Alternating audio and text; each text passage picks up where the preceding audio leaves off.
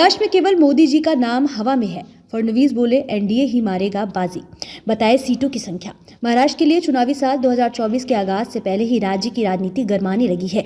BJP नेता और महाराष्ट्र के उप मुख्यमंत्री देवेंद्र फडणवीस ने 2024 के चुनाव को लेकर बड़ा बयान दिया है। फडणवीस ने एबीपी न्यूज सी वोटर के ओपिनियन पोल में बीजेपी की कुछ सीटों के नुकसान को नकार दिया।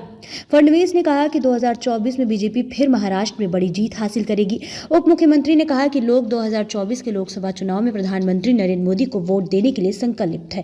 उन्होंने अपना मन बना लिया है। फडणवीस ने से जब पूछा गया कि एक चुनाव पूर्व सर्वेक्षण में कहा गया कि बीजेपी को कई सीटों का नुकसान हो सकता है और विपक्ष अगले साल के आम चुनाव में अच्छा प्रदर्शन करेगा। फडणवीस ने कहा कि वर्तमान में केवल मोदी जी का नाम हवा में है। लोग केवल मोदी जी को वोट देने के लिए दृढ़ हैं। उन्होंने कहा कि हम 40 से अधिक सीटें देंगे। टीवी के ओपिनियन पोल में महाविकास अघाड़ी को एनडीए यानी कि महाराष्ट्र स्तर पर बने महायुति से आगे दिखाया गया है। ओपिनियन पोल में बीजेपी को 19 से 21 सीटें मिलने का अनुमान व्यक्त किया है, जबकि कांग्रेस की अगुवाई वाले इंडिया गठबंधन को 26 से 28 सीटें मिलने की संभावना जताई गई है।